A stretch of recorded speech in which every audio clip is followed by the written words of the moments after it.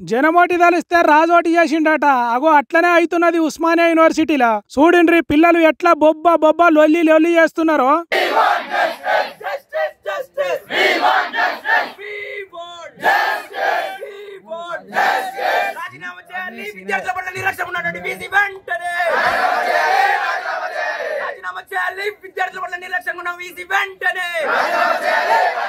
Cell ఫోన్లు లైట్లు ఎలిగించి రాత్రిపూట రోడ్డు మీదకి వచ్చి మరీ లొల్లి పెడుతున్నారు. వచ్చిపోయే వాహనాలు ఎక్కడికక్కడ ఆపేసిండ్రు. యూనివర్సిటీ అడ్మినిస్ట్రేషన్ బిల్డింగ్ ముందట కూర్చొని మాకు న్యాయం చేయమంటున్నారు. ఇంతకు వీళ్ళకు చేయాల్సిన న్యాయం ఏందంటే సెంటర్ సర్కారు పెట్టే సెట్ పరీక్షలు, యూనివర్సిటీ పెట్టే సెమిస్టర్ పరీక్షలు ఒక్కపారే ఉన్నాయట.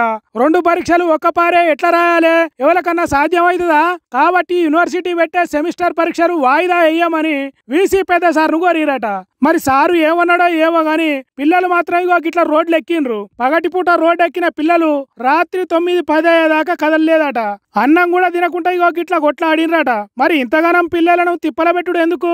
పరీక్ష వాయిదా వేస్తే యూనివర్సిటీలో చదివే పిల్లలకే మంచి జరుగుతుంది కదా అని అంటున్నారట వీళ్ళ ధర్నాను చూసిన వాళ్ళు. రేపో ఎల్లుండో అన్నట్టే ఉన్నదట సర్పంచ్ ఎన్నికల గంట మోగుడు. మరి ఇంకేంది, ఊర్ల పొంటి సర్పంచ్ ఎంపీటీసీ కావాలనుకున్న వాళ్ళు తయారుగుండుర్రి. ఏ గడియన ఎన్నికల నోటిఫికేషన్ వచ్చేది తెలియదు కాబట్టి లోకల్ యుద్ధానికి లోకాన్ని సిద్ధం చేసుకోండి. జిల్లాకు 10 మంది చొప్పున master of trainers, state resource persons అనే ఆఫీసర్లను సెలెక్ట్ చేసిందట రాష్ట్ర ఎన్నికల సంఘం. వాళ్లకు 10వ తారీఖు వరకు ట్రైనింగ్ ఇస్తదట. ఇక కింది స్థాయి అంటే జిల్లా, మండల, గ్రామాలలో పనిచేసే రిటర్నింగ్ ఆఫీసర్లకు 12వ తారీఖు వరకు ట్రైనింగ్ ఇచ్చి అన్నిటికీ తయారు చేస్తదట. పోలింగ్ ఆఫీసర్లు అనేటోళ్లకు 15వ తారీఖు నాటికి శిక్షణ పూర్తి చేయాలని డేట్లు ఫిక్స్ చేసిందట. అంటే 15వ తారీఖు తర్వాత నోటిఫికేషన్ ఎప్పుడైనా రావచ్చన్నమాట. కాబట్టి అతయారాలు తయారుగా ఉంచుకొని సర్పంచ్ అయిదామనుకున్నోళ్ళు ఇన్ని రోజులు ఎవరితోని మాట్లాడినా మాట్లాడకున్నా ఇప్పటి నుంచి వెళ్ళి మస్తు మర్యాదగా మసులుకోండ్రి. 10-15 ఓట్లున్న కుటుంబాలను మచ్చిగా చేసుకుంటే ఇంకా మంచిది.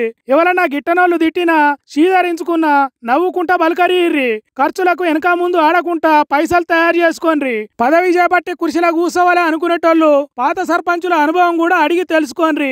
సర్కారు నుంచి వచ్చే బిల్లులు ఆగితే ఎంత తిప్పలైతుందో తెలుసుకొని ఆచి తూసి పోటీలకు దిగుండ్రి అని అంటున్నారు లోకల్ బాడీ ఎన్నికల రాజకీయం తెలిసిన అనుభవజ్ఞులు.